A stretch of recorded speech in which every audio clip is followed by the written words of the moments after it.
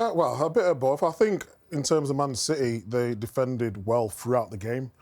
There was that one moment where, for some reason, they decided to step up. And even when Eze had the ball at his feet, they didn't drop. When he's got that much time, just drop off. I know sometimes when you're going into a back five and you've got three centre-half, sometimes communication can be a little bit off in who's dropping and who's going.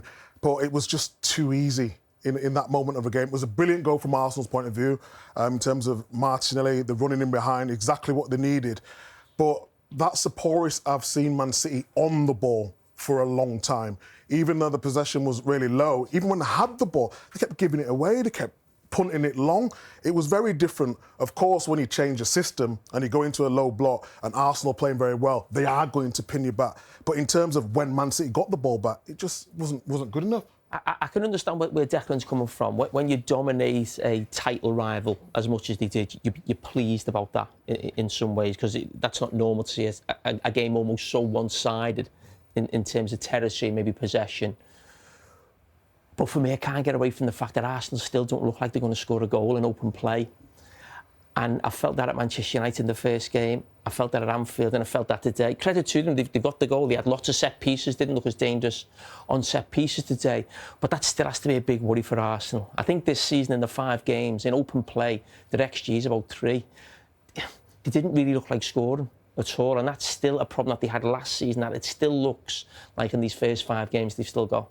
I suppose it depends on how you define dominant in terms of the performance. What was your read on the game? Well, we've said it many times before, but possession doesn't win you football matches. And, we were watching the game, we thought, well, listen, now they're going to create something. And we talk about the strength and depth, a couple of subs coming off the bench and obviously having a big involvement with the goal.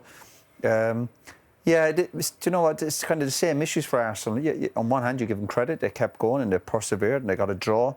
But the problem is when you're talking about Arsenal winning league titles, we see what Liverpool are doing and what Man City have done the last few years, and that's the bit where you're still short in terms of their creativity. A lot of good players, they're a really solid team, a very, very good team, but the standards that the other team have set over the last few years, they still look short on that area. But a little bit today, you give them a little bit of credit because you go, listen, you stuck at it, and that's what you're supposed to do.